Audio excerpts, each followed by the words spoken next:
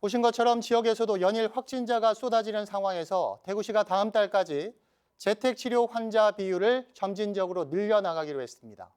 문제는 치료가 지연되거나 동거인들에게 전파되면 어떻게 할 것인가, 이걸 우려하는 의료계 목소리가 커지고 있습니다. 박정 기자가 보도합니다.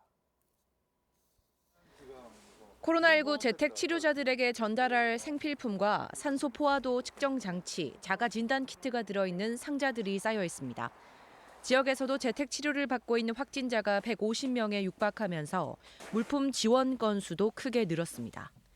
수성구에서만 지금 한 30명 정도 재택치료자를 저희들을 배송했는데 계속해서 매일매일 많이 늘고 있다는 걸 저희들은 체감하고 있습니다.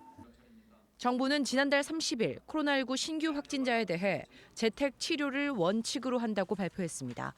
하지만 대구시는 아직 병상 가동률이 비교적 안정적인 만큼 점진적으로 재택 치료 비율을 늘리겠다는 입장입니다. 현재 지역의 코로나19 신규 확진자 가운데 재택 치료 비율은 18% 정도. 대구시는 당분간 본인 동의를 전제로 백신 접종 완료, 1인 가구 우선 등 자체 기준에 따라 재택 치료를 제한하고 다음 달까지 재택 치료 비율을 50%까지 끌어올릴 계획입니다. 대구에서는 재택 치료를 급진적으로 확대하기보다는 병상 상황이나 확진자 발생 상황 등을 고려하여 점진적으로 재택 치료를 확대할 계획입니다. 방역 당국의 재택 치료 확대 방침에 의료계는 우려하고 있습니다.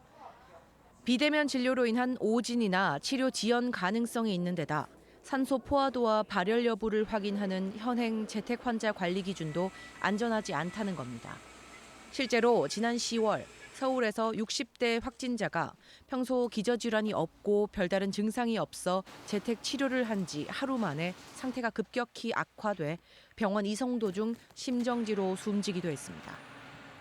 대한의사협회는 이에 따라 대정부 건의문을 통해 확진 초기에 대응할 수 있는 단기 치료센터 구축과 지역 의료기관 등을 통한 대면 외래 진료 체계 확보, 동거인 추가 전파에 대한 대비책 마련 등을 촉구하고 있습니다.